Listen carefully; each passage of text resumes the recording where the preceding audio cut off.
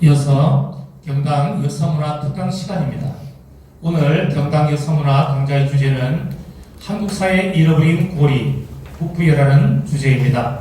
오늘 경당 역사문화 강좌는 이주희 사단법인 대한사랑 교육위원님께서 해주겠습니다. 이주희 교육위원님은 한민족의 올바른 역사문화를 알리기 위해 전국을 순회하며 많은 강연 활동을 하고 계십니다. 바쁘신 와중에도 특별히 초청해서 이 자리에 모셨습니다. 이주희 교육위원님을 모시겠습니다.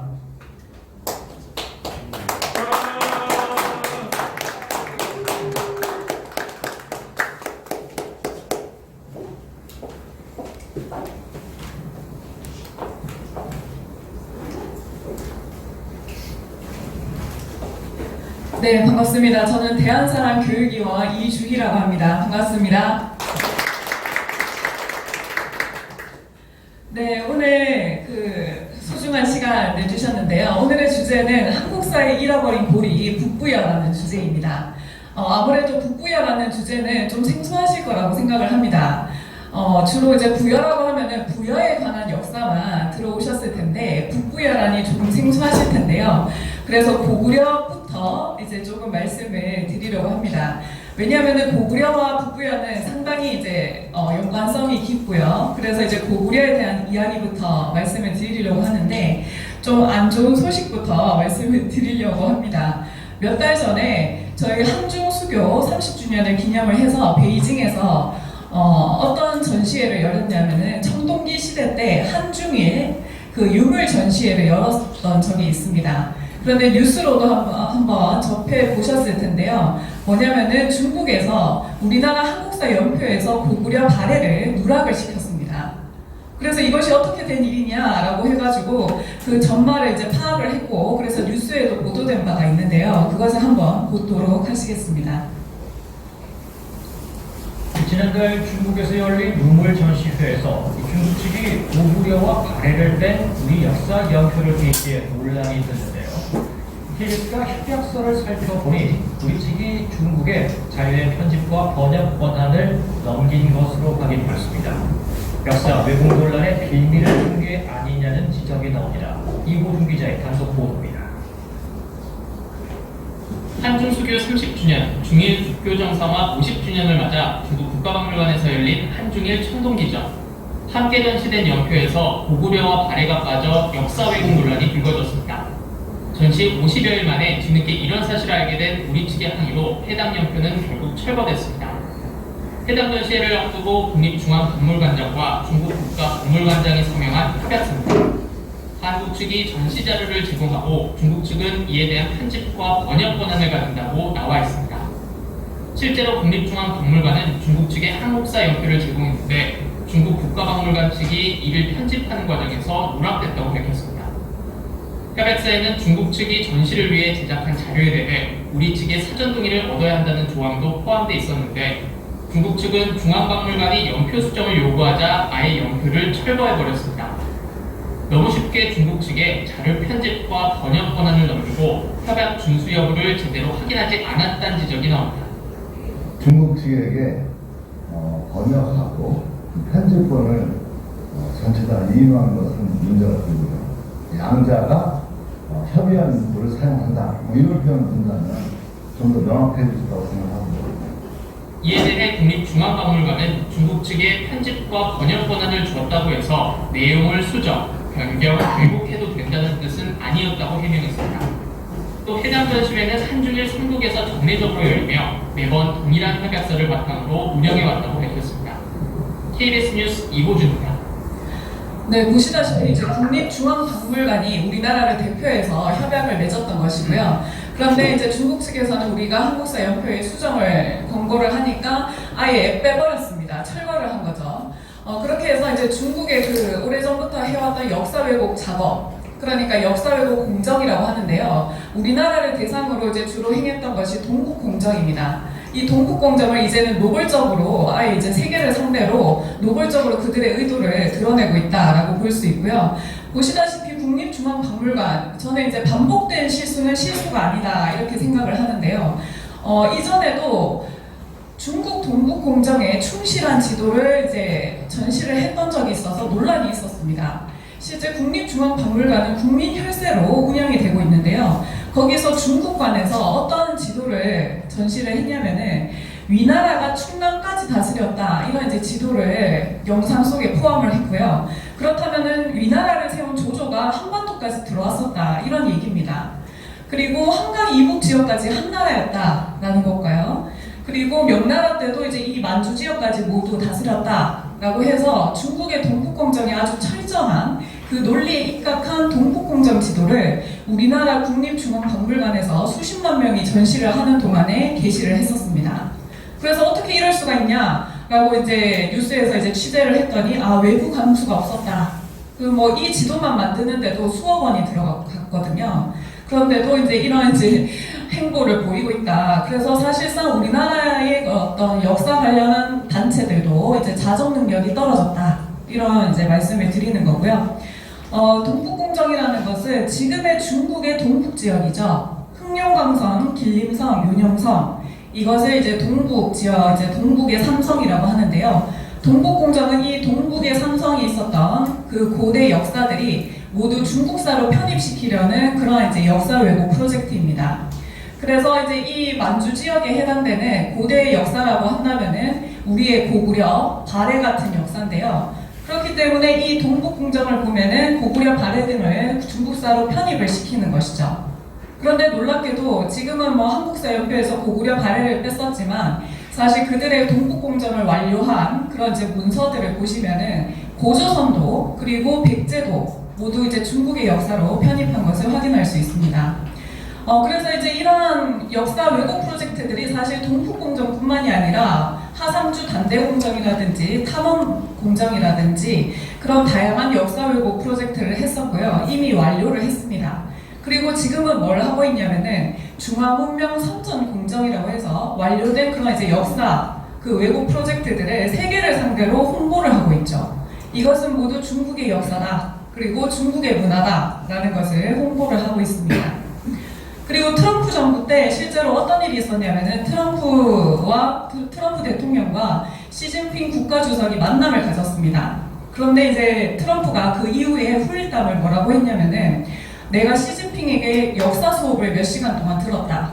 그런데 그 역사 수업은 북한에 관한 것만이 아니라 한국사 전체에 관한 역사였다.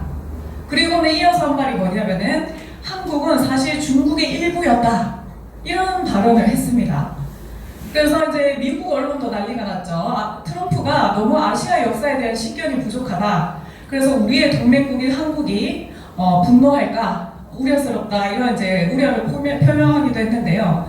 그런데 이제 뭐 우리와 동맹국임에도 이런 얘기를 할 정도면 얼마나 그들이 적극적으로 이런 이제 역사 왜곡 프로젝트를 홍보를 하고 있는지 그것을 너무나도 명확히 알 수가 있습니다. 그렇다면 고구려는 과연 어떻게 생겨났는가? 선생님들 여기 고구려 관한 주몽 대하 드라마 보신 분 계세요? 예, 뭐 대부분 보시지 않았을까 싶습니다. 거의 뭐 국민 드라마다라고도 이제 알려졌는데요. 그 주몽 대하 드라마에서는 고구려의 건국 과정, 고구려가 생겨나는 과정을 어떻게 그리고 있는지 한번 살펴보겠습니다. 이 고주몽이라는 인물이 오이마리 현보라는 새 인물과 이렇게 더불어서 갑자기 이제 세력을 이제 키워나가죠. 그런 와중에 연타발이라고 하는 거상이 있었고, 이 거상에게는 소선호라고 하는 딸이 있었는데, 이 소선호가 우태라는 인물과 결혼을 해서 그들 사이에는 비류온조라는 아들을 낳게 됐다. 그런데 우태는 죽었고, 이후에 소선호와 고주몽이 이제 결혼을 하면서 이 고주몽이 어떻게 보면 이런 이제 거상의 어떤 재력에 힘입어서 그렇게 세력을 많이 키워나가서 고구려를 형성한 것처럼, 그리고 이후에 이제 한사군을 이렇게 밀어내는 것처럼 얘기를 합니다. 그런데 이것은 완전한 픽션은 아니고요. 사실상 삼국사기에 고구려의 건국 과정에 대해서 여러 가지 이제 설들이 있습니다. 그런데 그 중에서 일설이다, 하나의 설이다. 그것을 기반으로 이제 뭐 주몽 드라마를 만든 것이다라고 생각을 하시면 되고요. 근데 이제 결론적으로는 고구려는 어떻게 생겼냐? 사실 고구려는 무에서 유를 창조한 것이 아니라 오늘의 주제인 북부여에서 이었다. 북부의 정통을 이었다라고 말씀드릴 수 있습니다. 자, 그렇다면 오늘의 주제 북부여. 북부여도 사실 이제 부여의 계열이다 이렇게 말씀을 드릴 수 있는데 이 부여를 교과서에서는 어떻게 다루고 있는가라는 것을 꼭 살펴봐야 됩니다. 근데 이제 교과서에서는 뭐라고 하냐면은 교과서에서 사실 이렇게 이제 전반적인 가정을 다 다루지는 않습니다. 그런데 제가 이제 교과서 다양한 종을 검토를 해서 대략적인 흐름을 지금 이제 종합적으로 써놓은 겁니다. 부여에 대해서 뭐 이렇게 종합적으로 또 얘기를 안 하고요. 근데 교과서에서는 뭐라고 하냐면은 부여는 몇 개의 부족이 연합을 했다. 그래서 왕권이 약한 연맹왕국이고 처음에는 고조선의 압력을 받으며 성장을 했고 중간에는 중국의 한과 교류를 하면서 발전하다가 나중에는 고구려가 강성해지자 세력이 약화되었다. 이런 흐름으로 얘기를 합니다. 그래서 어떤 교과서에서는 중국의 한과 교류하며 발전하였다. 이것을 중국의 선진문명을 받아들여서 비로소 이제 성장할 수 있었다. 이런 표현도 서슴지 않고 쓰고 있는데요.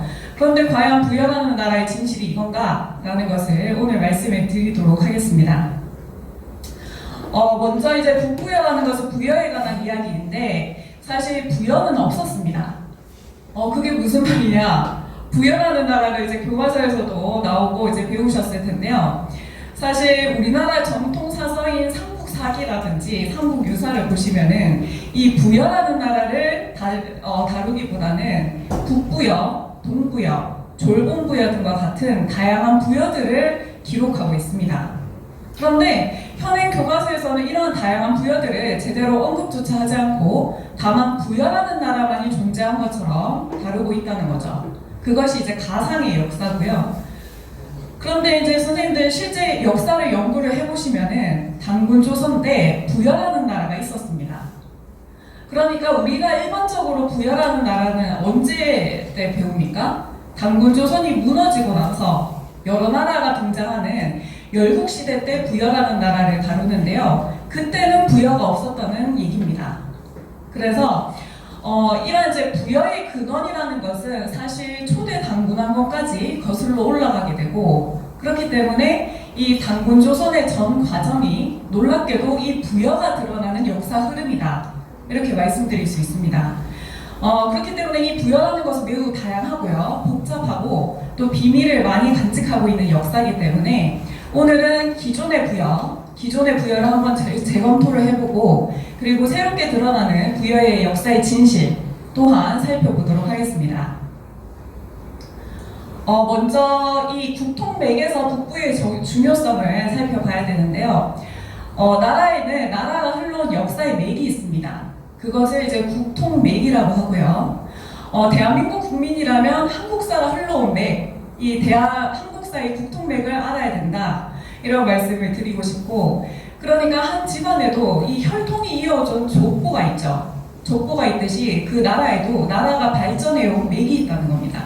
그것을 우리는 국통맥이라고 할 수 있고, 이 국통맥에서 북부여가 얼마나 중요한 위치를 차지하는지 살펴보도록 하겠습니다. 먼저 이 단군 세기의 서문을 쓰신 행촌이암 선생의 말씀을 한번 살펴볼 텐데요. 행촌이암 선생은 고려 때 여섯 임금을 섬기신 이제 대학자십니다. 그래서 그때 당시에 국무총리격인 수문화시중을 역임을 하셨던 분이고요. 그만큼 당대의 최고 지성이었다라고 할 수 있는데 이분이 단군 세기 서문을 쓰시면서 국통의 중요성을 이제 강조를 하십니다. 한번 같이 읽어볼까요? 나라를 구하는 길은 어디에 있는가? 앞에서 말한 바 나라의 역사가 있고 형체의 혼이 있어야 한다는 것이다. 신시에 나라를 연 이후로 국통이 있어 나라는 이 국통으로 인하여 세워지고 백성은 이 국통으로 인해 흥하였나니 역사를 배움이 어찌 소중하지 않으리요. 이런 말씀하십니다. 그러니까 나라가 한 사람의 몸이라면, 형체라면 역사는 혼이다. 그래서 이 역사를 아는 데 있어서는 이 국통이 있어서 신시의 나라를 연 이후라는 것은 배달국 이후를 말합니다. 그래서 배달국 이후로 나라가 흘러온 국통이 있어서 그 국통으로 인해서 나라가 형성되고 그 안에서 백성들이 흥하였나니 역사를 배우는 것이 어찌 소중하지 않으리요. 이런 말씀을 하십니다. 그래서 우리가 이제 이 국통을 아는 것이 매우 중요한데요. 우리나라 한국사 몇 년으로 배우셨습니까? 학교에서. 1000년? 예? 5천년? 예, 맞습니다. 주로 뭐 반만년이라고 해서 만년의 반이다. 뭐 반만년 역사라고도 하고 5천년 역사를 얘기하는데요. 그것은 단군 조선으로부터 해서 대한민국까지의 역사를 5천년이라고 얘기를 하는 겁니다. 그런데 그것도 사실 이제 뭐 다 건국연대가 너무 명확하게 고조선의 건국연대를 BC 2333년으로 명확하게 기술되어 있기 때문에 5천년이라고 하는 거지 실제 교과서 보시면 그 고조선에 대한 알맹이가 없습니다. 어쨌든 그래도 5천년이라고 얘기를 하는 건데요. 사실 역사를 지금 이제 연구를 해보면은 이 교과서 주로 학교에서 배우는 것은 삼국시대 이후 2000년의 역사를 주로 다룹니다. 그리고 이 단군조선 전에도 나라가 있었다라는 것을 우리가 이제 충분히 알 수가 있는데요. 선생님도 우리나라가 어떤 민족입니까? 예, 배달의 민족이라고 얘기를 하죠. 그 선생님들은 예로부터 많이 들어오셨을 겁니다. 뭐 단군의 후예다, 배달의 민족이다 이런 말씀 많이 들어보셨을 건데 지금은 뭐 남녀노소 할 것 없이 무의식적으로 배달의 민족 이렇게 대답을 하거든요. 그것은 뭐 잘된 일이라고도 생각을 합니다. 뭐 배달의 민족 어플 때문에 알려진 면도 있지만 사실 우리는 실제로 이 배달국이라는 나라가 있었기 때문에 배달의 민족이다라는 얘기를 이제 예로부터 해왔고 그것이 이제 실존의 역사라는 거죠. 그래서 단군 조선 전에 배달국이 있었고 또 황국도 있었다. 근데 이 나라가 이제 확장이 되면은 우리나라의 역사가 사실 9천년까지 확장이 됩니다. 정확하게는 올해로 아까 전에 이제 말씀해 주셨죠. 황기 9219년이다. 그래서 정확하게는 9219년이고 대략 뭐 1만 년의 역사다 이렇게 얘기를 할 수가 있습니다. 그런데 놀랍게도 이 황국배달 조선만 하더라도 40년이 부족한 7천년의 역사라고 할 수 있고요. 이 황국배달 조선의 뿌리 역사, 이것을 뿌리 역사라고 얘기를 합니다. 이 뿌리 역사와 그리고 삼국시대를 잇는 중요한 연결고리가 바로 북부여다. 이런 말씀을 드릴 수 있습니다. 그런데 우리가 이제 일반적으로 단군 조선이 무너지고 나서 여러 나라가 등장한다 라고 해가지고 열국시대로 배우죠. 그때 어떤 나라들이 있습니까? 부역, 뭐 옥저, 동해, 낙남 등등 해서 수십 개의 나라들을 전부 우리나라의 역사로 배웁니다. 그런데 맞습니다. 맞는데 아까 부여는 없었다. 그때는 부여는 없었다 이런 말씀을 드렸는데 그 이유는 뭐냐면은 부여 계열만 하더라도 보시면은 북부여, 동부여, 서부여 그리고 졸봉부여 등 다양한 부여들이 있었습니다. 그리고 특히나 이런 여러 나라들의 중심적인 역할을 한 나라가 어디냐라는 것은 바로 오늘의 주제인 북부여라는 나라가 그 중심 역할을 했다라는 것이고요. 그래서 이 북부여가 단군 조선의 정통을 이었고 이 북부여에서 놀랍게도 고구려, 백제, 신라 3국이 모두 발언을 하게 됩니다. 그래서 아까 뭐 고구려가 북부에서 나왔다 이런 말씀을 드렸지만 고구려뿐만이 아니라 고구려, 백제, 신라 3국이 모두 북부에서 나왔다 이렇게 정리를 하시면 됩니다. 그런데 이제 학교에서는 우리나라의 역사를 어떻게 가르치고 있는가? 우리가 북부여사를 잃어버렸기 때문에 우리의 국통맥이 단절이 되고요. 그리고 뿌리 역사가 모두 사라지게 됩니다. 황국배달은 뭐 말할 것도 없죠. 말할 것도 없고 조선도 신화로 가르칩니다. 단군 신화. 그래서 건국연대는 사실 삼국유서나 다른 사서에 나오기 때문에 마지못해 기술을 한 것뿐이고요. 뭐 단군 조선은 그냥 실체가 없는 신화의 나라다 이렇게 얘기를 하고 고조선 1호 박사 송호종 교수도 공공연히 단군은 신화다 이렇게 이제 얘기를 합니다. 실제 어저께도 제가 강의를 했었는데요. 어제는 이제 초등학교 4학년 친구가 강의 끝나고 이제 찾아와서 이런 얘기를 하더라고요. 선생님 교과서에 고조선에 대한 얘기가 별로 없어요. 고조선이 생겼다고 얘기하고 유물 몇 개 얘기하고 끝나던데요? 이런 얘기를 하는 겁니다. 근데 그게 놀랍게도 학년이 어려서 교과서에서 다루는 내용이 적은 게 아니고 중고등학교 교과서를 보시더라도 똑같습니다. 그러면서 이제 위만이 뭐 우리나라에 들어와서 통치를 했고 또 한사군 얘기를 하고 그런 식으로 이제 맥이 흘러갔는데요. 사실 황국배달 조서 이 뿌리 역사가 7천년의 뿌리 역사가 신화의 시대로 치부가 되고요. 그리고 북부여가 중심 역할을 했던 이 열국시대는 사마천사기를 바탕으로 왜곡이 된 기자조선, 위만조선, 한사군으로 둔갑이 되었습니다. 그리고 이 사국시대도 보시면은 지금 가야를 임나일본부라고 이제 적어놨죠.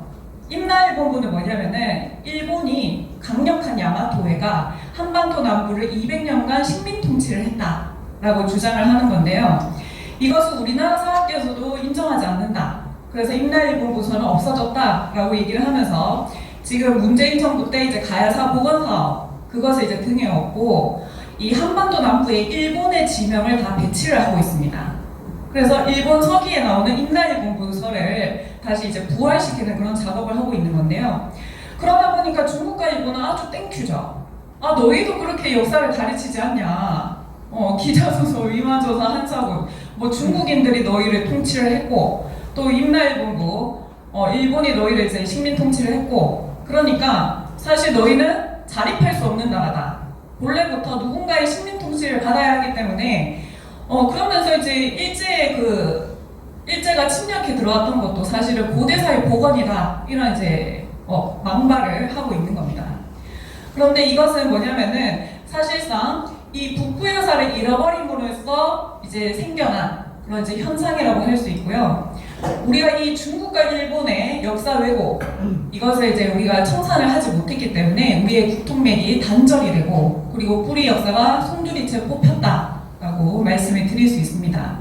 사실 이 7,000년의 역사의 정신이 사실 그 저력이 있기 때문에 지금까지의 대한민국까지도 가능하게 하는 건데요.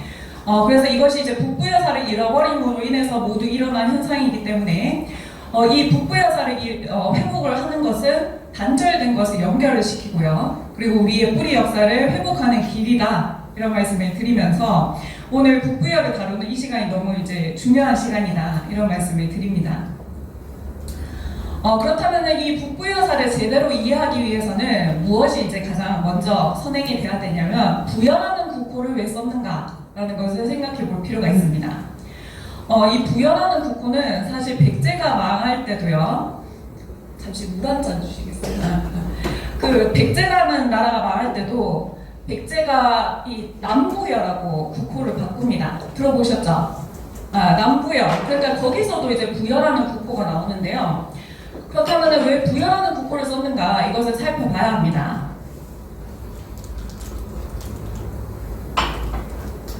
그래서 이제 이 부여의 시작과 뿌리 그리고 변천 과정과 마무리까지 그것을 알기 위해서는 단군 조선의 전 역사 과정을 살펴보는 것이 필요합니다.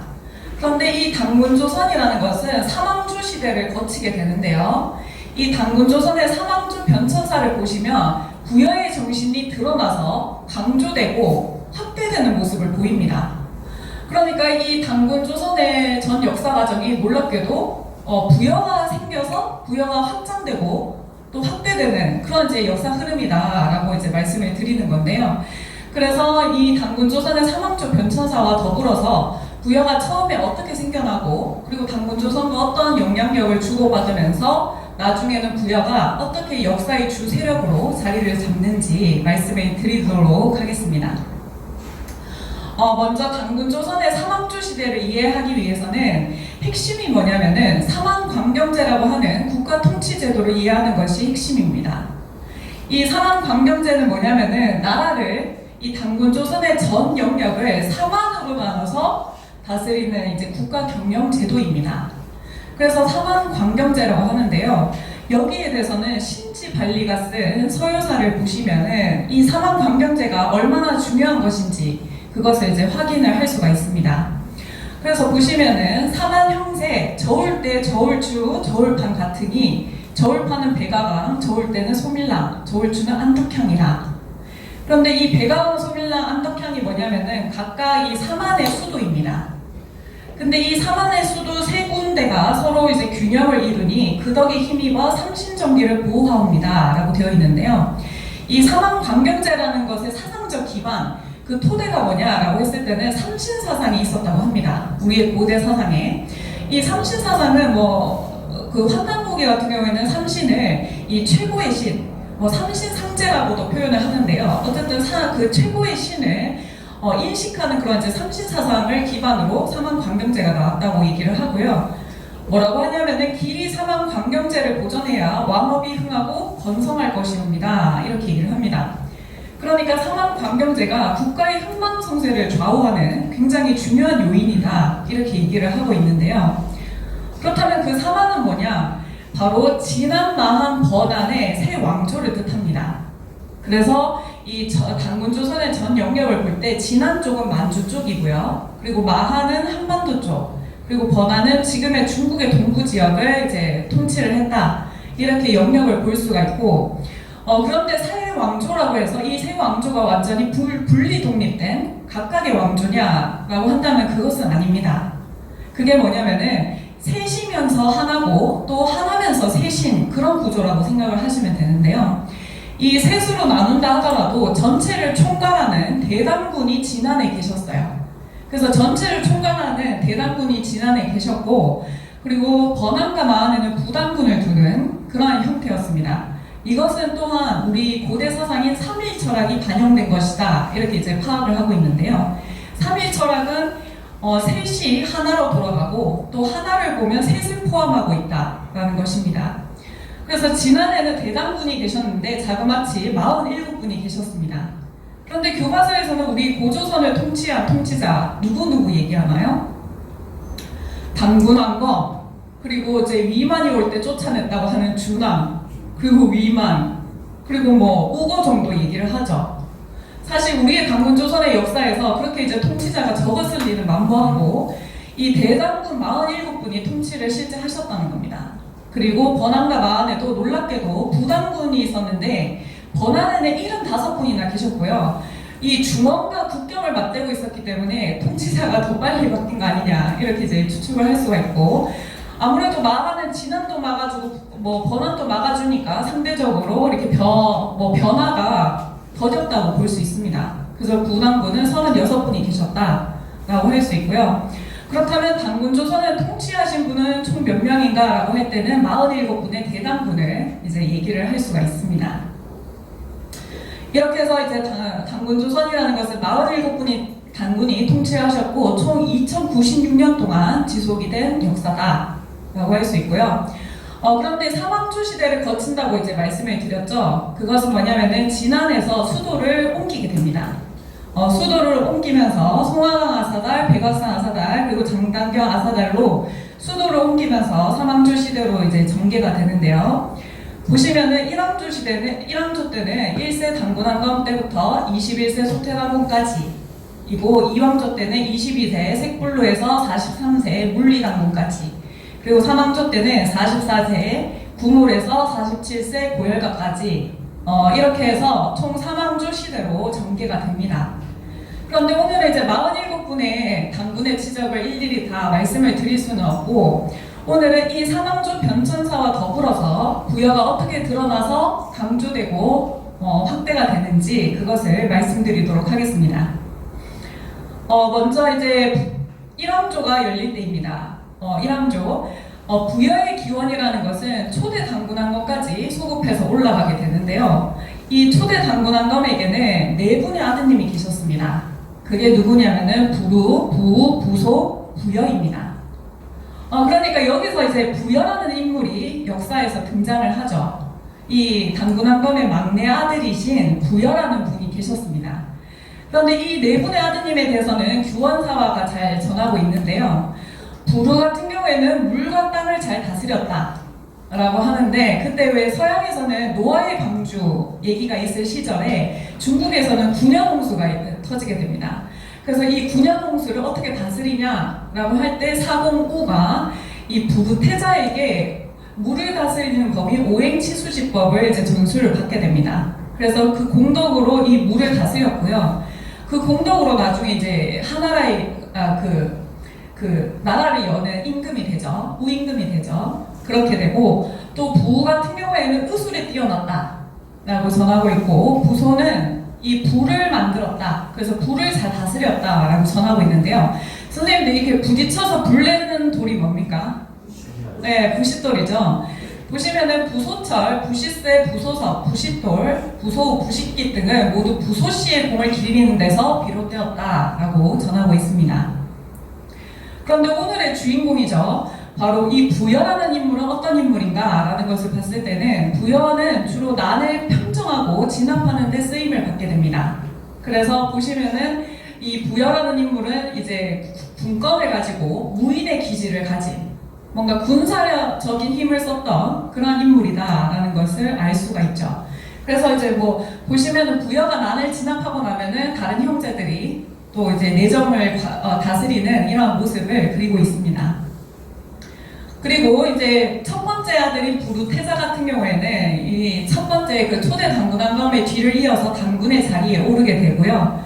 그리고 나머지 세 아들은 모두 서쪽 땅에 이제 제후로 봉해지게 됩니다. 그런데 이 부여가 다스리는 나라 이름 또한 부여였습니다. 그러니까 여기서 부여라는 나라가 등장을 하죠. 이것이 바로 부여의 시작이다 라고 말씀드릴 수 있습니다. 이렇게 해서 1왕조 때 부여라는 작은 제후국, 그러니까 비록 규모는 작지만 부여라는 제후국이 생기게 됩니다. 그리고 2왕조가 열릴 때 정황을 한번 살펴볼 텐데요. 1왕조가 열리고 나서 1048년이 지난 후입니다. 그때는 21대 소태당군이 통치를 하고 계셨는데 그때 고등이라는 인물이 있었습니다. 그 욕살이라고 하는 관직을 가지신 분이었는데 이 욕살 고등이 사실 이분도 군사력으로 활동을 했던 분입니다.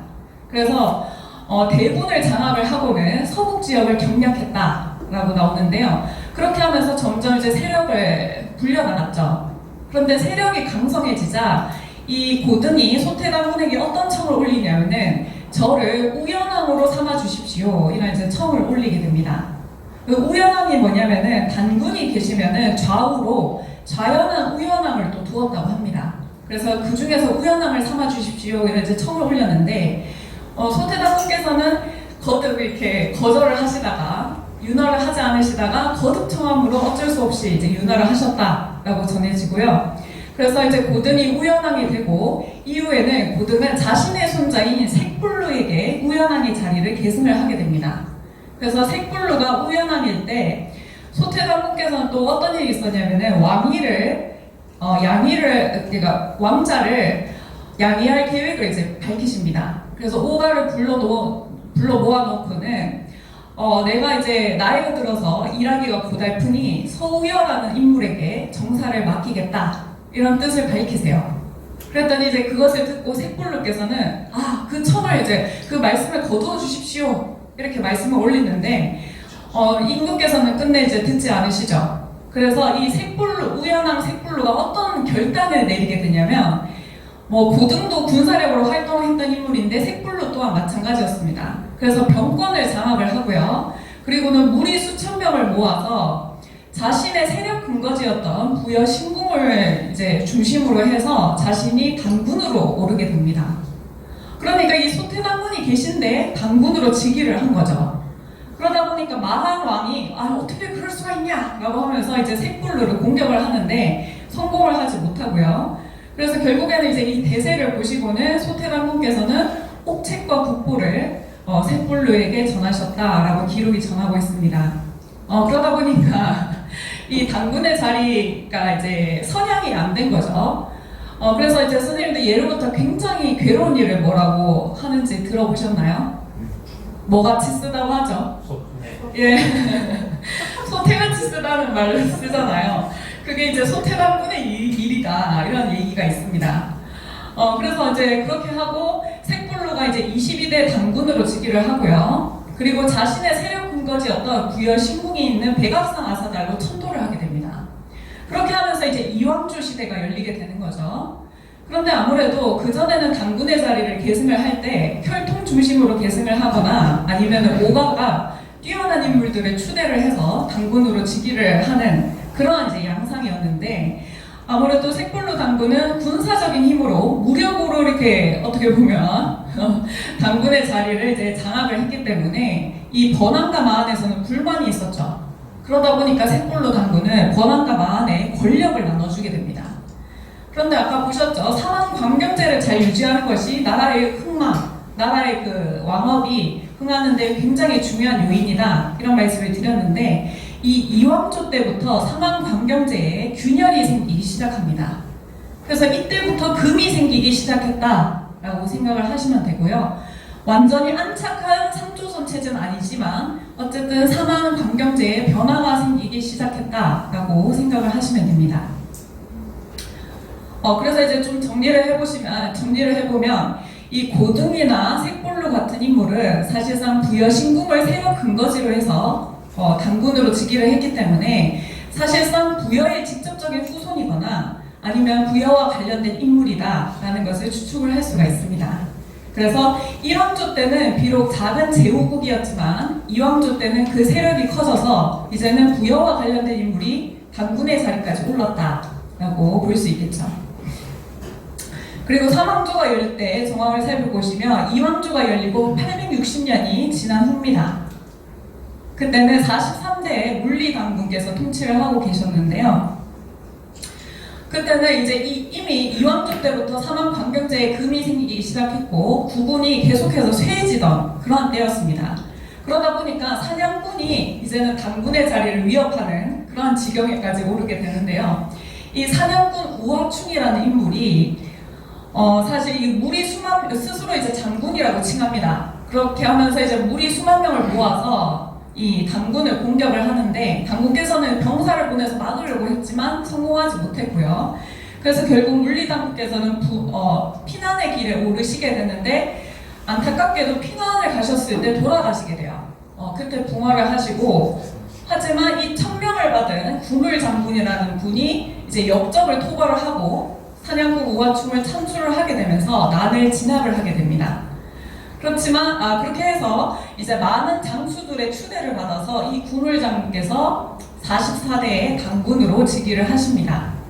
그리고 이 구물장군께서는 이 구물장군 때부터가 삼왕조 시대다라고 보시면 되고요. 그리고 구물장군께서는 사망을 모두 3조선으로 변경하게 됩니다.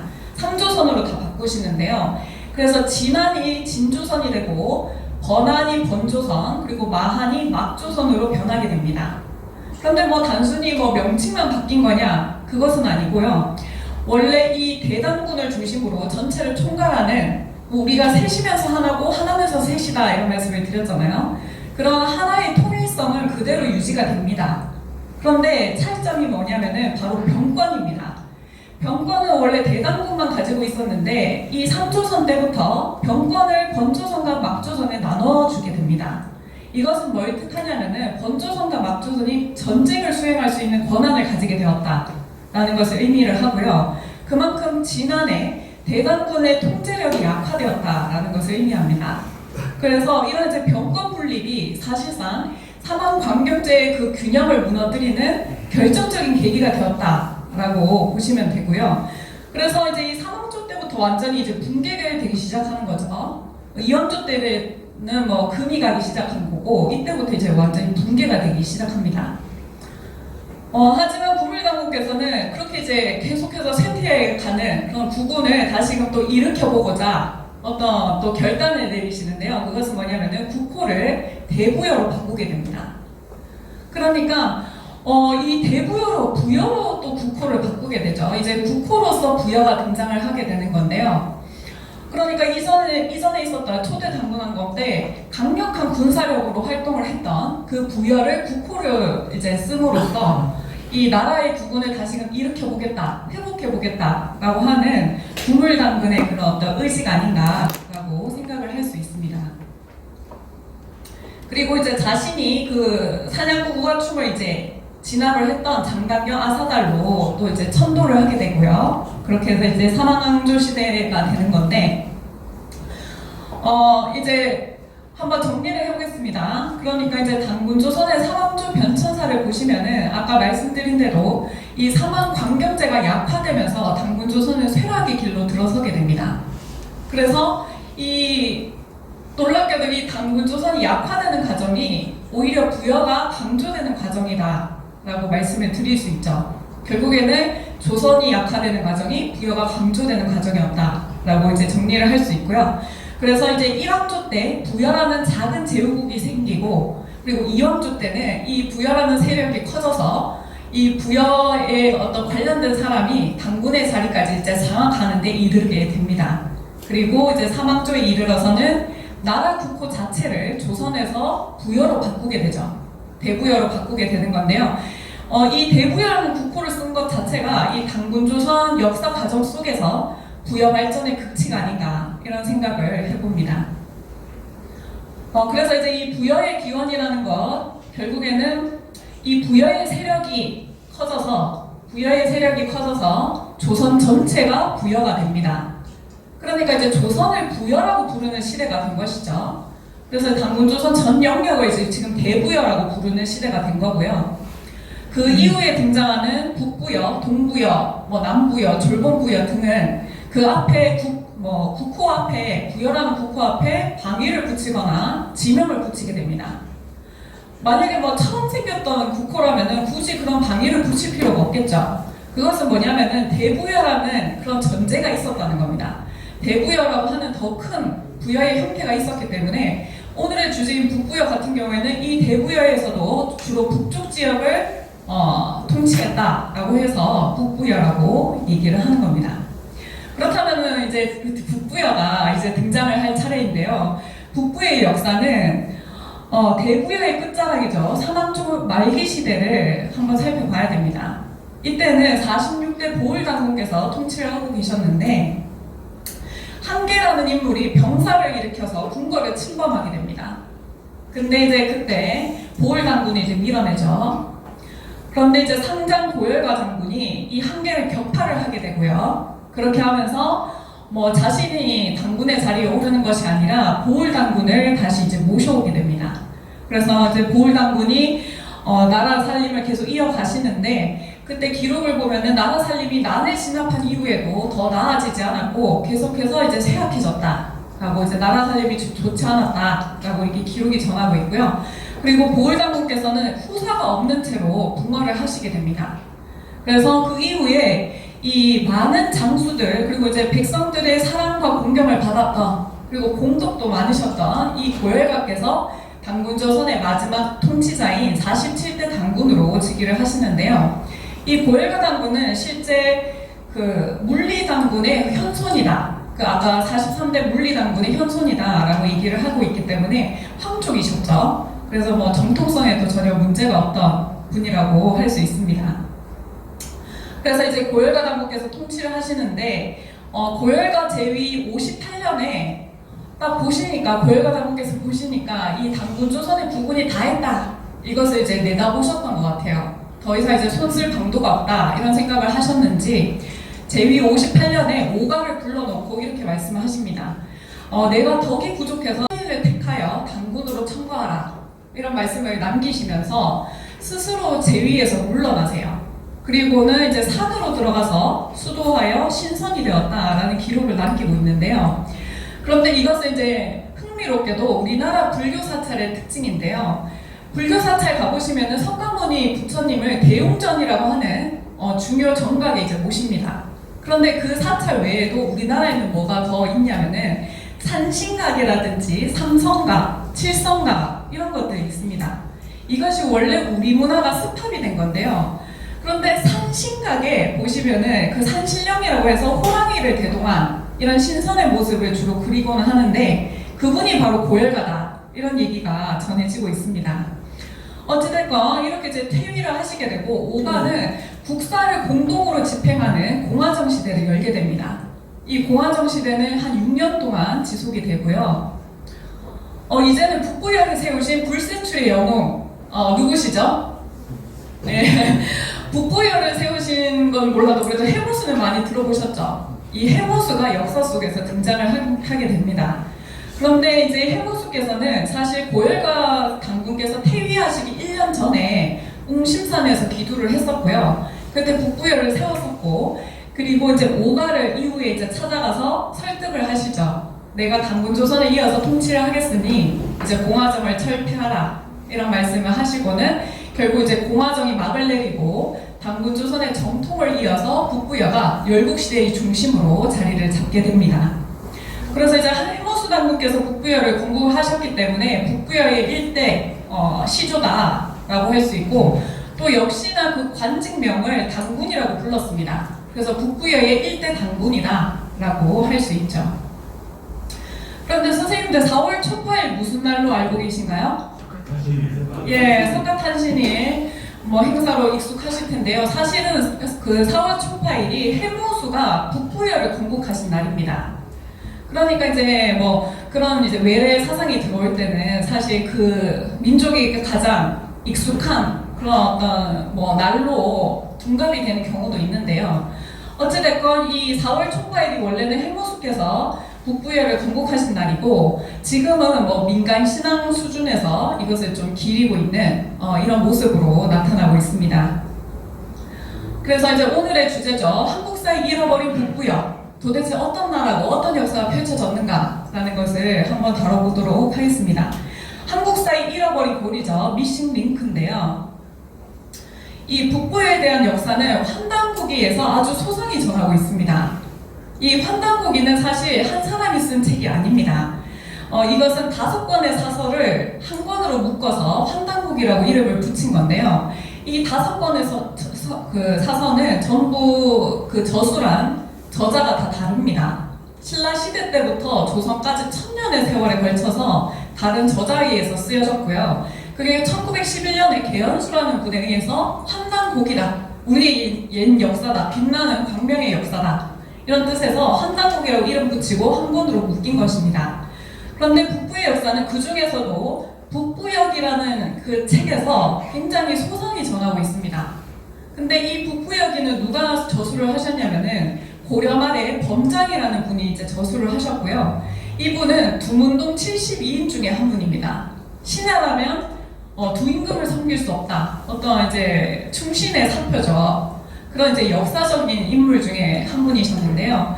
그분이 우리의 북부에 대한 소중한 역사, 굉장히 중요한 역사를 이렇게 이제 후손들에게 남기신 거죠. 하지만 북부의 역사, 북부여기만으로도 충분히 우리가 잘 살펴볼 수 있지만 우리의 역사라는 것은 또 우리의 정통 사서죠. 삼국사, 삼국사기를 빼놓을 수가 없습니다. 그렇다면 여기서는 어떤 부여의 역사를 이제 다루고 있냐라고 이제 살펴보면은 삼국사기에서는 주로 고구려 봉기 시조 동명성왕조와 그리고 백제봉기의 시조 온조왕조에서 뭐 부여가 아니고 사실 북부여, 동부여, 졸본부여 등 다양한 부여의 역사를 얘기를 합니다.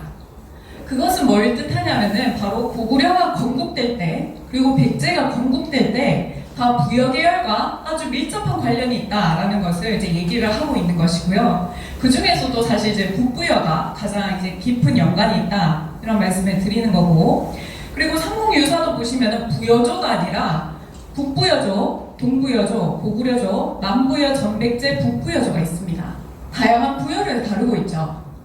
그래서 여기서 북부여, 동부여, 졸본부여 등 다양한 부여들을 이제 얘기를 하고 있습니다. 기록으로 남기고 있는데요.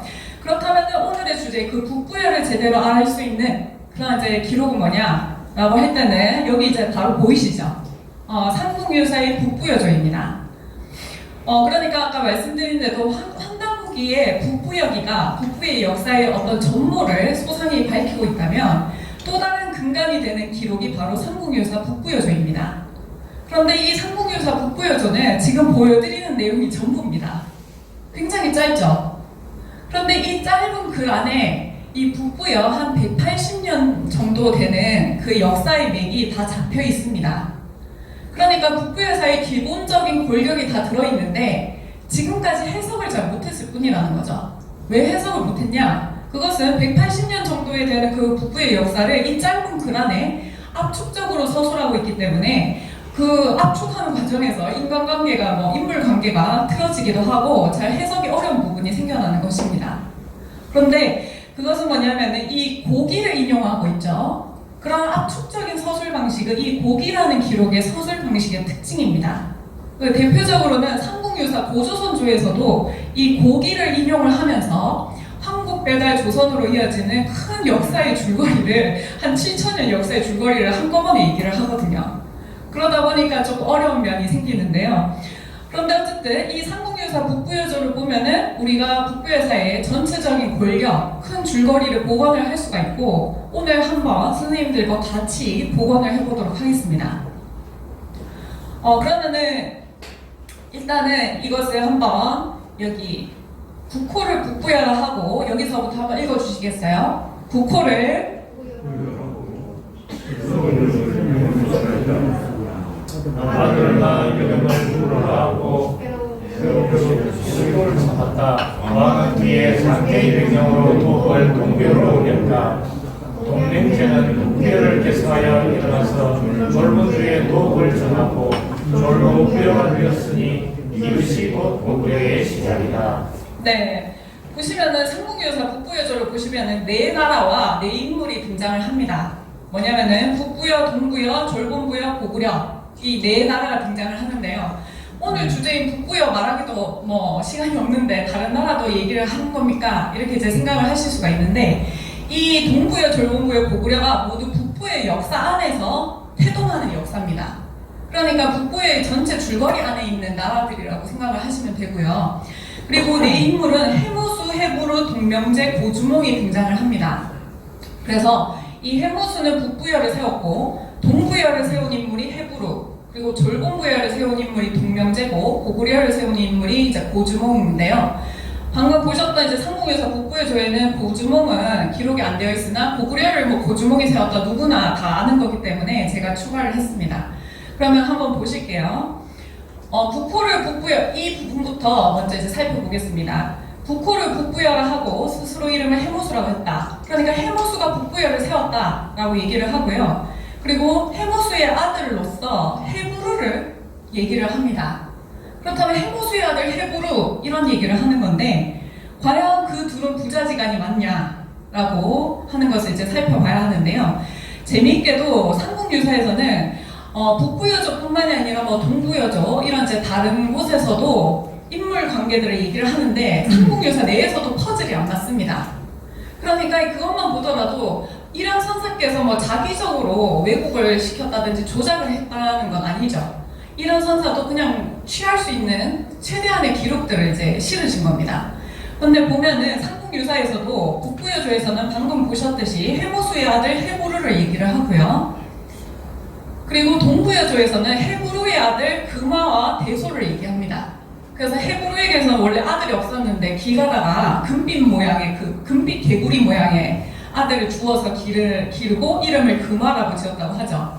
그리고 금화 대소 이 관계가 나오고 그리고 고구려조에서는 해무수의 아들 고주몽이라고 얘기하는데요. 이 고주몽이 그 대소의 연배와 같은 연배인 것으로 얘기를 합니다. 그러면 지금 대수가 안 맞죠. 왜냐하면은 해무수의 아들 해부루라고 했는데 해부루의 손자와 지금 해무수의 아들이 같은 연배로 되는 거예요. 삼국유사의 기록들을 종합해보면. 그래서 이제 주몽이라는 대하드라마를 만들 때는 이런 이제 갈등 구조가 필수이기 때문에 고구려조의 그 기록을 취하면서요. 어떤 픽션을 하냐면은 해무수를 금화의 절친으로 그려놨습니다. 그래서 대수가 안 맞기 때문이죠. 근데 실제로 그 해무수와 해부루의 관계는 뭐냐? 이 해무수는 북부여를 건국했고 해부루는 동부여를 건국을 했는데요. 부자 관계가 아니고 사실은 증조부와 증손자 관계입니다. 그리고 해무수와 고주몽은 그러면은 뭐 부자 관계가 맞냐? 고주몽은 이제 고구려를 건국을 하셨죠. 역시나 부자 관계가 아니고 고조부와 현손 관계입니다. 그러니까 이제 그 자손에게는 고자를 안 붙인다고 하더라고요. 그래서 현손이라고 하는데 4대의 차이가 나는 관계죠. 그런데 도대체 이 해무수, 이 북부여를 세우신 해무수와 동부여 건국자가 왜 아들과 아버지와 아들이 돼버리고 또 해무수와 고구려의 건국자인 주몽이 왜 또 아버지와 아들이 돼버렸냐? 이건 역시도 북부여사를 잃어버렸기 때문에 나타난 현상이다. 이렇게 말씀을 드릴 수가 있습니다. 그래서 북부여사가 증발했기 때문에 그 이후의 건국자들이 대수가 땡겨진 거죠. 아버지와 아들이 되어버린 건데요. 그렇다면 그게 진짜 맞냐라는 것을 한번 증명을 해드려야 될 텐데 이것은 뭐냐면은 광개토 태양 비문입니다. 광개토 태양 비문은 그 광개토 태양의 아들인 장수왕이 아버지의 공덕을 이제 역사 속에 남기기 위해서 기록을 했죠. 그렇기 때문에 후대에 시간이 많이 지나서 후대에 기록한 것이 아니고 고구려 당대의 역사를 기록했기 때문에 고구려인들의 역사인식을 알 수가 있습니다. 그 광개토 태양비문에서는 뭐라고 하냐면은 출자 북부여다. 그러니까 고구려는 북부여에서 나왔다. 북부여를 뿌리로 한다라는 것을 분명히 밝히고 있고요.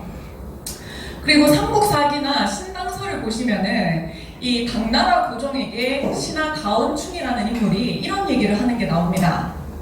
임금이시여 고구려에 대한 비기가 전해져 오고 있습니다. 그 비기에 따르면은 고구려가 900년이 되는 해에 80세 되는 장수가 고구려를 멸한다고 나와 있습니다. 그런데 마침 지금 고구려는 900년이고 우리나라 이적 장수가 80세입니다. 이렇게 말씀을 올리는 구절이 나옵니다. 그러니까 신기하죠? 선생님들 학교에서 고구려 몇 년으로 배우셨어요? 예? 900년. 700년. 700년으로 얘기를 하거든요. 그런데 이 당나라 사람들은 지금 고구려가 900년이라고 얘기를 하고 있는 겁니다. 그건 뭐냐면 역시나 출자 북부여죠. 북부여가 한 180년 되는 역사이기 때문에 근 200년으로 얘기를 합니다. 그래서 북부여까지 해서 이 고구려의 역사, 그 연장선이라고 생각을 하고 900년이라고 얘기를 하고 있는 겁니다. 그리고 광개토 태양 비문을 보시면은 광개토 태양은 17세 손이다 라고 기록이 되어 있는데요. 광개토 태양은 고구려의 이제 왕이기 때문에 고구려의 그 시조 고주몽으로부터 그 세손 계보들을 계산을 해보면은 17세가 아니라 13세로 나옵니다. 그래서 그러면 4대는 어디 갔냐 라고 볼 때 이건 역시도 출자 북부여로 이제 우리가 추정을 할 수가 있죠. 이게 뭐냐면은 바로 북부여를 세우신 해무수로부터 대수를 계산을 해보면은 광개토 태양은 정확히 17세 손입니다. 그러니까 고구려인들 그 당대 고구려인들조차도 우리의 태조는 북부여를 세우신 해무수다 이런 인식이 있었다는 거죠. 그래서 이 해무수로부터 17세 손이다 라는 것이 이제 분명히 밝혀지고요. 그렇게 해서 이제 해무수와 해부르는 증조부와 증손자 관계고 고주몽은 현손이다 라는 것을 알 수 있습니다. 그리고 그 다음 구절입니다. 여기서 왕이라는 것은 해부르를 말합니다. 해부르는 뒤에 상제의 명령으로 도읍을 동부여로 옮겼다. 이것은 일종의 해부르가 동부여를 건국하게 되는 과정을 얘기하고 있는데요. 그렇다면 이 상제의 명령이 뭐냐, 이 실체가 뭐냐라는 것을 좀 알 수 없게 해놨죠. 상제의 명령이 도대체 뭘까? 이것을 한번 교차 검증을 해보면서 말씀을 드리겠습니다. 삼국유사나 삼국사기에서는 방금 보신 것처럼 상제의 명령이라든지 아니면은 이 해부르의 대신 국상 아람불이라는 사람이 있었는데요. 아람불의 꿈에 천재가 나타나서 얘기하거나 천신이 나타나서 이런 얘기를 합니다. 장차 내 자손을 시켜서 이곳에 나라를 세울 터이니 너는 다른 곳으로 피해가도록 하라. 동쪽에 가서번이라는 곳이 있는데 땅이 기름지니 왕도를 세울 만할 것이다. 그래서 이제 일종의 어떤 신화적인 구조로 전하고 있습니다. 삼국유사, 삼국사기는. 그러면은 도대체 상제, 천재, 천신이 그 아람불의 꿈에 내려와서 장차 내 자손으로 이 북부여를 다스리게 할 테니 너희는 동쪽으로 물러가라. 이런 얘기를 하는 구조인데요. 근데 놀랍게도 한당고기를 교차 검증을 해보시면은 이것이 너무나도 역사적인 실체로 기록이 전하고 있습니다. 뭐냐면은 한당고기를 보시면은 고두마칸이라는 인물이 등장을 하고요. 고두마칸이 사람을 보내서 내가 천재지저다. 내가 천재의 아들이니까 내가 북부여를 다스릴 테니 너희들은 동쪽으로 물러가라. 이렇게 이제 외압을 넣는 일종의 외압을 넣는 장면이 이제 기록이 전하고 있습니다. 그래서 임금께서 굉장히 난감해서 괴로워하셨고 이후에 해부르가 즉위했을 때는 원래는 이제 사람을 보내서 얘기를 했었죠. 근데 얘기를 안 들으니까 이제는 군대를 보냅니다. 그래서 군대를 보내서 내가 다스릴 테니 동쪽으로 물러가라 이렇게 외압을 넣는 장면이 등장을 하는 거거든요. 사실 이 고두마칸이라는 인물은 북부여 역사에서 가장 알려지지 않은 가장 숨겨진 인물이라고 할 수 있습니다. 그것은 이제 좀 이따가 추가로 말씀을 드릴 텐데요. 그래서 이 상제의 명령이라는 것은 사실 고두마칸의 외압이다 라고 보시면 되고, 그렇게 해서 기존의 북부여 세력이 동쪽으로 가서 동부여를 이제 건국을 하게 되고, 그렇다면 북부여를 계승한 이 동명제라는 인물은 누구겠습니까? 방금 말씀드린 고두마칸이라는 거죠. 그래서 동명제는 고두마칸이고요. 근데 이 고두마칸이 사실 북부여를 통치하시기 전에 졸본부여를 따로 세우셨어요. 그래서 이 졸본주의 도읍을 전하고 또 졸본부여가 되었다라는 것은 이 졸본부여는 곧 후기 북부여 시대를 말한다 이렇게 이제 이해를 하시면 됩니다. 그래서 이제 이 졸본부여가 되고, 그리고 나중에 고주몽이 일전에 보신 것처럼 무에서 유를 창조해서 고구려를 공국을 한 것이 아니라 이 졸본부에 들어오게 되고 왕위를 잇게 됩니다. 그리고 나중에 국호를 고구려로 바꾸는 거예요. 그래서 이 졸본부열에 이어서 고구려가 시작된다라는 것도 그러한 얘기입니다. 그런데 고구려로 국호를 바꾼 이유는 뭐냐면은 고구려인들도 다 우리들의 태조는 해모수다 이런 인식이 있었다고 말씀을 드렸잖아요. 그래서 고주몽은 사실 또 해모수의 현손이죠. 그러다 보니까 이 해모수가 태어난 나라 이름이 고구려였습니다. 나라가 아니고 그 해모수가 태어난 지역 이름이. 그래서 뭐 그때 뭐 고리, 구려, 고려 다 같은 말인데요. 해모수의 고향인 그것을 따서 이제 국호를 고구려로 바꾼 것입니다. 그런데 이제 동명제가 이제 고두막한이다 이런 말씀을 드렸는데 일반적으로는 이제 동명왕은 고주몽이다 이렇게 많이들 알고 계십니다. 그래서 이제 동명왕이라고 하면 고주몽인데 사실 이 고두막한이라는 인물이 사실 동명왕이라는 시호를 가장 처음 썼다 이렇게 이해를 하시면 돼요. 그리고 연남산의 묘지명이나 김철령의 부를 보면은 동명과 고주몽을 별개의 인물로 얘기를 합니다. 그래서 보여드리면은 연남산의 묘지명을 보시면은 동명이 나라를 열었고 주몽이 도읍을 열었다 이렇게 얘기하면서 동명과 주몽을 별개의 인물로 이야기를 하고요. 김철령의 부도 보시면은 주몽이 창업을 했고 동명이 창업을 했고 주몽이 그것을 이었다 계승했다 이렇게 전하고 있습니다. 그래서 그 둘은 다른 존재구나 라는 것을 명확히 알 수 있죠. 그래서 이제 고구려의 건국 과정이라는 것은 사실 고주몽이 졸본부의 왕위를 물려받았다라는 것인데요. 아까 그 주몽 드라마에 나오는 것도 사실 삼국사기에 나오는 고구려 건국설 중에 일설이다 이런 말씀을 드렸는데 이 삼국유사 삼국사기를 보시면은 졸본부의 왕위를 물려받았다는 설이 빈도가 가장 높습니다. 그런데도 교과서에서는 왜 이걸 채택을 하지 않는지를 잘 모르겠어요. 저는 이해가 안 되는데 삼국유사 삼국사기를 보시면 이 졸본부열을 이었다라는 것이 가장 빈도 높게 나타나고 있고요. 이것은 다 같은 내용인데 가장 짧은 삼국사기 고구려 분기만 원문을 한번 보여드리도록 하겠습니다. 해석을 해볼게요. 보시면은 주몽이 졸본부여에 이르렀다. 그런데 졸본부여 왕에게는 아들이 없었고 그래서 주몽을 보니까 비상인임을 알아본 거죠. 그러니까 이제 범상한 인물이구나. 보통 인물이 아니구나 라는 것을 알아보고는 딸을 처로 삼게 했다. 그러니까 딸을 주어서 고주몽을 사위로 삼습니다. 그리고는 왕이 돌아가시고 주몽이 위를 띄었다. 너무나도 간명하고 분명하게 얘기를 하고 있죠. 그러니까 졸본부에 왕이 있었는데 아들이 없었고 주몽을 보니까 범상한 인물이어서 딸을 줘서 사위로 삼았고 나중에 왕이 돌아가시자 고주몽이 왕위를 이었다라고 이야기를 하고 있는 것입니다. 그렇게 해서 이제 전체적인 이 북부의 역사 맥이 좀 보이실 겁니다. 그 큰 줄기를 한번 복원을 한 거고요. 해부수가 북부열을 세웠고 아들이 아니라 증손자인 해부루가 있었고 해부루는 고두막한의 외압으로 이제 동쪽으로 건너가 동부열을 세우고 고두막한은 졸본부열도 세웠고 또 이후에 북부열을 계승을 했다. 그리고 졸본부에 이어서 고주몽이 또 졸본부의 왕이 되고 국호를 바꿔서 고구려라고 했다라는 것이 이제 북부여사의 큰 줄기입니다.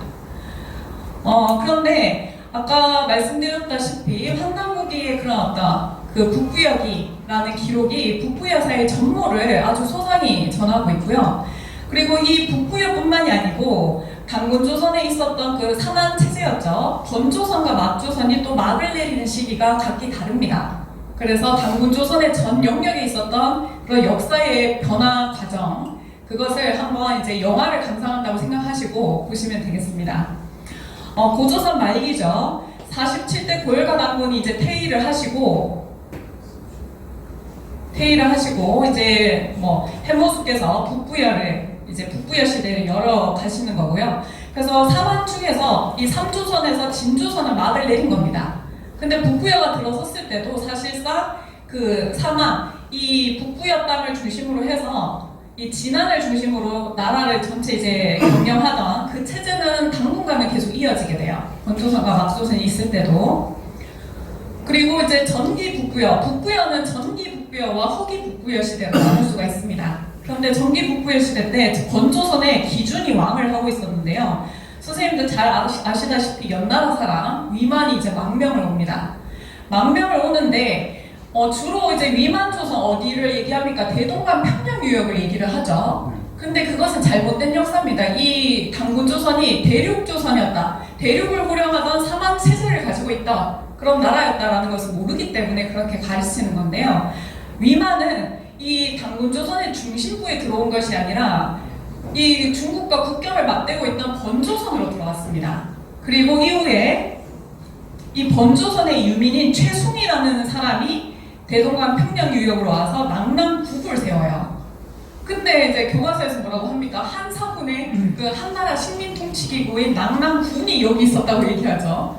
그리고 기자조선도 여기 있었고, 뭐 위만조선도 여기 있었고, 낙남군도 여기 있었다 이런 얘기를 하는데 그것이 아니라 최숭의 낙남국이라는, 그래서 낙남 그 호동왕자 아시죠? 호동왕자와 낙남공주, 그것이 낙남국 얘기입니다. 그리고 이대 모수리 당군, 북부의 이대 모수리 당군 때는 이 기준이 위만에게 쫓겨나게 되죠. 사실 위만을 받아들일 때 기준왕이 해무수 당군에게 위만을 받아들일까요? 이것을 묻기도 합니다. 그런데 해무수 당군께서 워낙에 병세가 깊으셨기 때문에 받아들이지 말라라고 얘기를 하고는 그해 겨울에 돌아가시게 돼요. 그래서 기준이 뭐 이렇게 좀 시위를 끌다가 어쩔 수 없이 이제 받아들이게 되는데, 뭐 은혜를 모르고 이제 배은망덕한 사람이죠. 그래서 기준을 몰아내고 기준이 이제 이 한반도 남쪽으로 들어오게 되고요. 그리고 고해사 당군, 3대 고해사 당군 때는 옥저라든지 동해 같은 다른 나라들이 또 들어서게 되고, 4대 고우루 당군 때 이를 조금 이제 한번 집중 조명할 필요가 있습니다. 뭐가 있냐면은 바로 한무제의 침략 사건이 있었는데요. 이 한무제가 번조선에 있던 위만의 손자죠. 위만의 손자인 우거 정권을 무너뜨리게 됩니다. 그런데 그것도 굉장히 힘들게 무너뜨리게 돼요. 원래 한무제는 지금 수륙 병진이죠. 육군도 보내고 막 수군도 보내고 이제 야심차게 공격을 했는데 아무리 해도 함락이 안 돼가지고 결국에는 우거 정권의 그 내부 분열을 이용합니다. 이관계를 이제 사용을 하는 거죠. 그래서 결국에는 그렇게 힘들게 이겼기 때문에 나중에 뭐 그 좌장군 춘체라든지 양국이라든지 이런 그 장군들을 다 사용시키거나 서인으로 강등하게 됩니다. 그래서 그 한무제의 헛된 승리였다라고 할 수 있는데요. 그렇게 힘겹게 몰락을 시키고는 한무제는 더 동진을 계획을 합니다. 그래서 북부여를 치려고 했어요. 그런데 이 4대 고우루 당군께서는 대처가 능숙하지 못했던 것으로 보입니다. 그런데 그럼 이제 난세 속에서 또 영웅이 등장을 하죠. 그분이 누구냐면 이 한나라 군대를 막아선 분이 바로 아까 말씀드린 북부여에서 가장 숨겨진 인물, 가장 조명되지 않고 역사 속에서 숨겨진 인물인 고두마칸이 이 한무대의 군대를 막아섭니다. 이 고두마칸이라는 인물은 굉장히 호방하고 용병을 잘했다라고 이제 전하고 있고요. 그래서 이제 이르는 곳마다 한나라 도적들도 다 격파를 했다. 그렇게 해서 창의 흥병이라고 합니다. 을을 이제 주창하면서 병사를 크게 일으켰다라고 이제 전하고 있는데요. 그렇게 해서 이제 한무제가 이 고두마칸에 막혀서 이제 돌아가게 됩니다. 그러다 보니까 중국 역사에서는 고두마칸을 단 한 글자도 전하고 있지 않습니다. 이런 치욕의 역사를 그들이 이제 기록으로 남기지 않는 거죠. 그러다 보니까 우리나라 그 사설에 대한 불신도 있고, 그 중국 사설을 기반으로 이제 교과서를 이제 다 구성을 하다 보니까 고두마칸은 전혀 이제 알 수가 없는 겁니다. 하지만 이 고두마칸 인물이 굉장히 북부여사에서 중요한 인물이고요. 이렇게 해서 이제 고두마칸 이후에는 뭐 졸봉부여를 따로 세웠다가 이후에 이제 해부르 왕 때 이제 북부여를 내가 잇겠다, 내가 통치를 하겠다라는 뜻을 밝히셔서 이 북부여, 후기 북부여 시대를 졸봉부여라고 하는 겁니다. 그래서 졸봉부여, 북부여 같은 얘기입니다. 그래서 후기 북부여 시대로 이제 들어가게 되는 거고요. 그리고 이제 기존의 북부여 세력이었던 해부르는 동쪽으로 가서 동부여를 건국을 하게 되죠. 그리고 이제 5대 고두막 당군으로 즉위를 하시는 거고, 이 고두막 당군에게는 파소라는 공주가 있었습니다. 그런데 이제 남편을 알 수 없이 이제 임신을 하셨고, 그래서 이제 그게 좀 수치스럽게 여겨졌다고 뭐 전하죠. 그래서 이분이 나중에 이제 남쪽으로 내려오게 되고, 이후에 6대 고무서 당군에게는 파소공주가 이제 경주 땅으로 내려오게 됩니다. 그리고 6대 고무서 당군에게는 소선호 공주가 있었죠. 그러니까 연타발이라고 하는 이제 거상의 딸이 아니고 북부여의 공주십니다. 그래서 북부의 공주로 이제 소선호가 계셨고, 동부여 땅에서는 고주몽이 태어나서 장성을 한 이후에 이제 졸봉부여, 후기 북부여로 들어오게 됩니다. 그리고는 이제 이 고주몽과 소선호를 결혼을 시키면서 비류 온조를 낳게 되고요. 고주몽은 북부여의 7대 당군으로 즉위를 하죠. 그래서 7대 당군이자 또 고구려의 1대 태왕이다라고 할 수 있고, 파소공주께서는 경주에서 이제 신라의 건국자인 박혁거제를 낳게 됩니다. 그리고 고주몽은 이후에 이제 국호를 고구려로 바꾸면서 해모수의 고향이죠. 고구려로 바꾸게 되고 고구려의 또 1대 태왕으로 즉위를 하고, 그리고 이제 또 동부여에서 고주몽이 한 차례 결혼을 한 적이 있었죠. 예씨 부인과 결혼을 한 번 했었고요. 그 사이에서 유리를 낳았었습니다. 근데 유리가 이제 아버지를 찾아오게 되고 고구려의 2대 태왕으로 이제 유리를 있게 해요. 근데 이것은 굉장히 불편한 상황이 될 수도 있었습니다. 왕자의 난이라고 할까요? 피해 전쟁이 일어날 수도 있었던 상황이었습니다. 왜냐하면은 기존 기득권 세력은 고주몽이 아니라 소선호입니다. 소선호가 북부의 공주였고요. 아들이 둘이나 있는데 동부에서 낳은 자식을 이제 있게 한 거죠. 그렇지만 이제 소선호께서도 굉장히 지혜롭고 배포가 크셨던 인물이 아닐까라고 이제 생각을 하는데요. 세상은 넓다. 다스릴 곳이 이것뿐인가? 라고 하면서 두 아들을 데리고 이제 이동을 하게 됩니다. 그래서 어떻게 이동을 하시냐면, 제가 지금 생략을 했는데 여기 하북성 일대에 소선호 왕국을 세우세요. 그렇게 해서 고구려의 이제 그런 어떤 허락도 받고, 그렇게 해서 이제 소선호 왕국을 다스리다가 나중에 소선호 왕국을 비류가 잇게 되고요. 근데 비류는 좀 백성들에게 좀 호응을 못 얻어냈던 것 같습니다. 그리고 나중에 이제 온조가 한반도로 들어오면서 백제를 건국을 하게 되죠. 이렇게 해서 이 북부여로부터 해서 고구려 백제 신라라는 삼국이 태동되게 됩니다. 그 고구려 백제 신라 삼국의 역사가 시작이 되는 것입니다. 그래서 북부의 역사를 한번 이제 조금, 북부의 역사는 짧지만 굉장히 복잡하고 많은 것들이 얽혀있기 때문에 도식화해서 마지막으로 정리를 한번 해보도록 하겠습니다. 1세 해모수께서 북부여를 세우셨고 4세 고우르 당군까지 전기 북부여의 시대가 한 153년 동안 지속이 됩니다.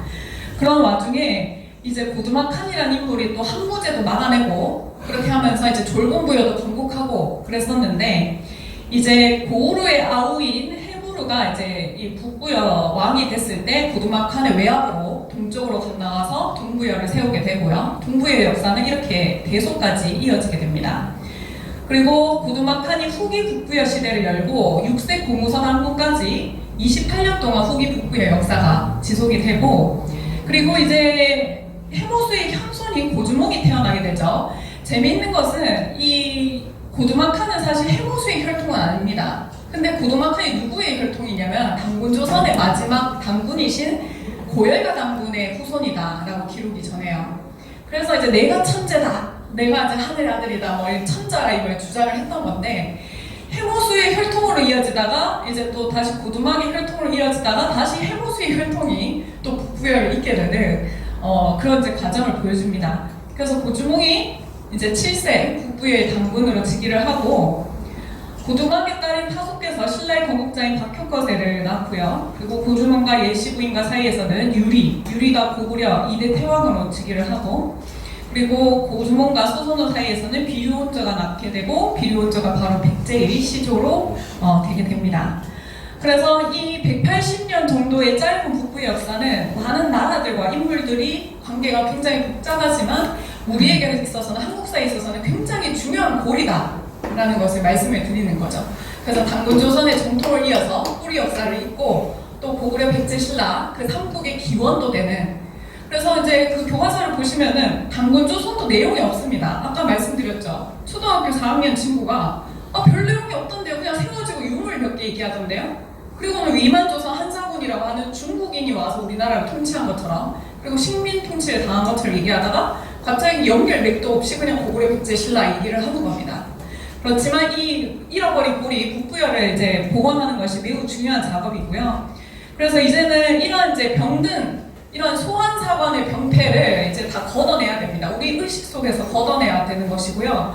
우리의 진실된 이런 어떤 국통맥, 바른 국통맥을 전하는 것이 매우 중요하고, 이 북부여사를 회복함으로 인해서 우리가 한국배달 조선의 7,000년의 뿌리 역사도 우리가 복원을 할 수 있고, 이때의 역사 문화 정신도 우리가 제대로 이어올 수가 있는 겁니다. 그래서 대한사랑에서는 이런 이제 한국사의 국통맥뿐 아니라 우리의 본래 역사 정신, 이것을 복원하는 데도 많은 그런 어떤 심혈을 기울이고 있는 것이고요. 여기 계신 선생님들도 함께하는, 함께해서 이런 이제 대한사관을, 정말 대한의 역사를 제대로 복원하는 데 힘써 주시기를 말씀드리면서 이상으로 마치도록 하겠습니다. 감사합니다.